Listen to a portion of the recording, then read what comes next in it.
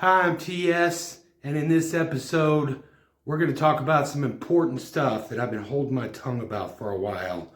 So strap in, this is going to get rough. In a civilized society, all radicalization is bad, politically, spiritually, and fundamentally. And I say with full awareness of my privilege that sometimes it's better not to rock the boat unnecessarily. But as the wheels of democracy slow, having been gummed up by fascism and authoritarianism, and with empathy for the oppressed and the marginalized, we begin to see the need to speak out or rise up against the oppressors.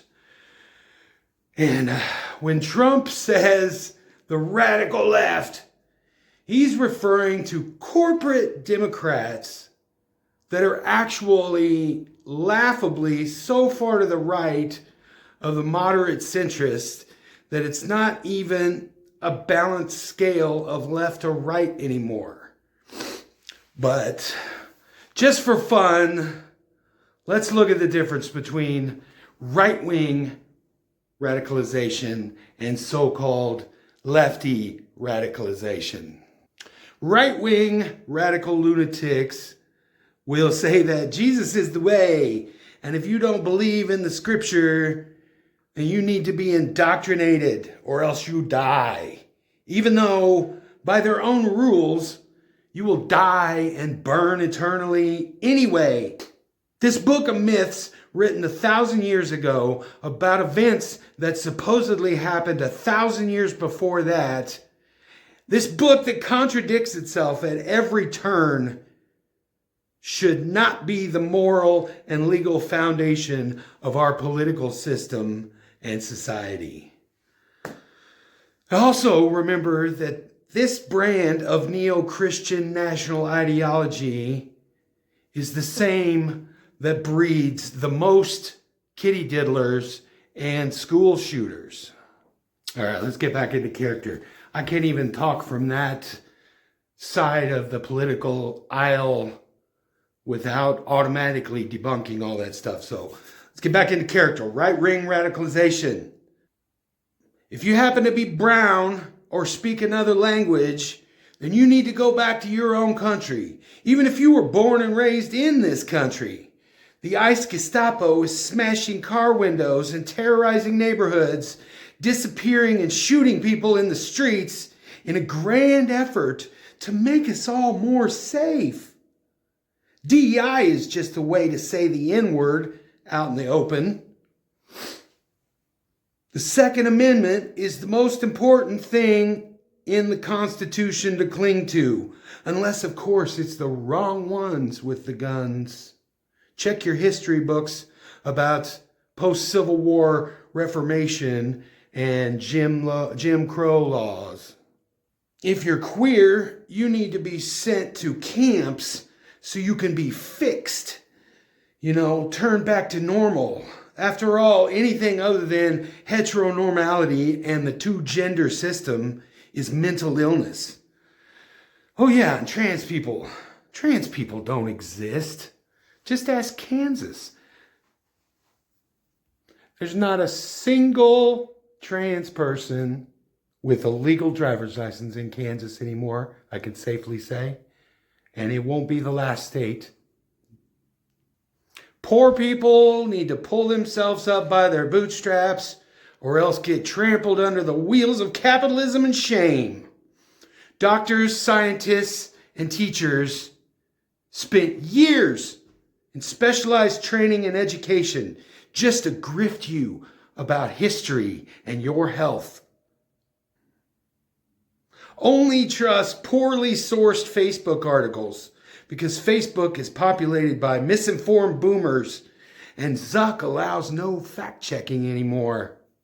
So you get the real truth. Oh, that's just a small sampling of what they believe. What? Now, let's look at what lefty, woke, commie, queer radicalization looks like. Hey, I think everybody deserves a home and food and a job that pays a livable wage and especially healthcare. Why are we the only industrialized first world country without free healthcare? Oh, maybe billionaires shouldn't exist. Or at least maybe they should be taxed at a higher rate than your common middle income wage slave. Women should have 100% bodily autonomy. No exceptions.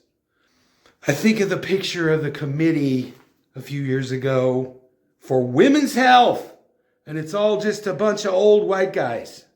Maybe a bunch of rich 70-year-old out-of-touch senators and bureaucrats shouldn't have a say in what happens to a woman's body.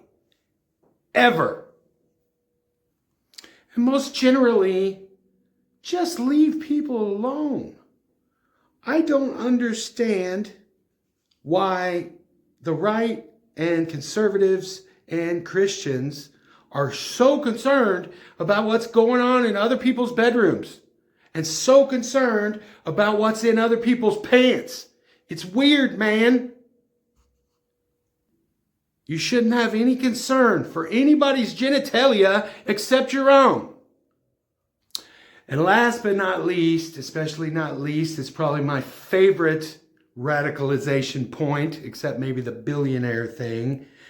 But the people expecting the rapture and the people hastening Armageddon shouldn't control the weight of American military might. I don't know about you, but one side of that radicalization spectrum seems to be a little more radical than the other. Everybody always likes to say, oh, the right wing, the left wing, it's the same bird. And for the most part, they're right. But there's one side that is way more evil. But their time's coming. We live in a society and try to be civilized. But as the inequality grows, so does our collective outrage. And there are more of us than there are of them. So eventually we're going to reach a tipping point. Something's going to happen. I can't predict it. Nobody can. But the floodgates will break down and we will get our country back. And it's not going to be pretty. For that, you need to read about the Russian Revolution and especially study the French Revolution.